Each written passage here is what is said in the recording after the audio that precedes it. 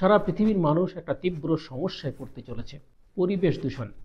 পৃথিবীতে যেভাবে যুদ্ধ খেলা চলছে, বিশেষ করে মধ্য এশিয়ায়, সেই যুদ্ধের ফলে পরিবেশ আজ বিষাক্ত, বায়ু আজ বিষাক্ত, মাটি আজ বিষাক্ত। কেন? যেখানে যুদ্ধ হয় সেই যুদ্ধক্ষেত্রে প্রচুর পরিমাণে বোম্বার্ডমেন্ট হয়, সেখানে প্রচুর যুদ্ধাস্ত্রের প্রয়োগ হয়, সেখানে মারাত্মক মারাত্মক অস্ত্র ব্যবহৃত হয়। তার মধ্যে বিশেষ করে অসংখ্য কেমিক্যাল, যেমন সালফার, ফসফরাস, এরকম অসংখ্য কেমিক্যাল সেখানে ব্যবহৃত হয়। এদের প্রত্যেকটা দহন হলে তাদের অক্সাইড উৎপন্ন হয়। বিশেষ করে সালফারের জন্য সালফার ডাইঅক্সাইড, সালফার ট্রাইঅক্সাইড, ফসফরাসের জন্য ফসফরাস ট্রাইঅক্সাইড, ফসফরাস পেন্টঅক্সাইড, আর্সেনিকের জন্য আর্সেনিয়াস অক্সাইড এবং আর্সেনিক অক্সাইড।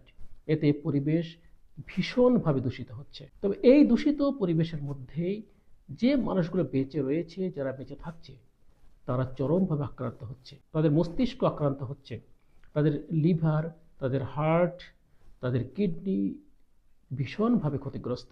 সেই পরিবেশ দূষণ এর ফলে যেমন বিশ্ব উষ্ণায়ন বৃদ্ধি পাচ্ছে, গ্লোবাল ওয়ার্মিং বাড়ছে, এর ফলে সারা পৃথিবী জুড়ে ঝড় ঝঞ্ঝা, জলোচ্ছ্বাস এ প্রায় লেগে রয়েছে। সারা পৃথিবী জুড়ে যেমন হচ্ছে টর্নেডো, সাইক্লোন বা উইলি, টাইফুন, বিভিন্ন ধরনের ঝড়ের প্রকোপ লক্ষ্য করা যাচ্ছে। তার পিছনে দায়ী হচ্ছে এই যুদ্ধ খেলা।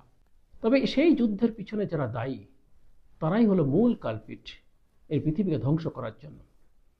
যে কিছু উন্নত দেশ রয়েছে, যেমন মার্কিন যুক্তরাষ্ট্র, ইউরোপের ব্রিটেন, ফ্রান্স, জার্মানি, রাশিয়া, এরা প্রত্যেককেই এই যুদ্ধ খেলাটাকে লাগিয়ে রাখতে চায়, তার পৃথিবী ধ্বংস করতে চায়, নিজেদের স্বার্থ পূরণ করার জন্য, নিজেদের স্বার্থকে সাধিত করার জন্য এই যুদ্ধ খেলা লাগিয়ে রাখছে।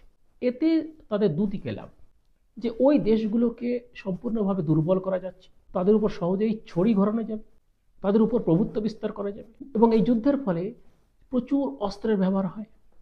সেই অস্ত্র ব্যবহার হলে তাদের অস্ত্রের ঘাটতি দেখা যাবে, সেই অস্ত্র কেনার জন্য ওই উন্নত দেশগুলির কাছে যেতে হবে। এতে উন্নত দেশগুলি অস্ত্র বিক্রির ব্যবসা অনেকটাই বেড়ে যাচ্ছে, এতে তারা প্রচুর পরিমাণ লাভবান হচ্ছে, অর্থাৎ তারা আর্থিকভাবে শক্তিশালী হচ্ছে।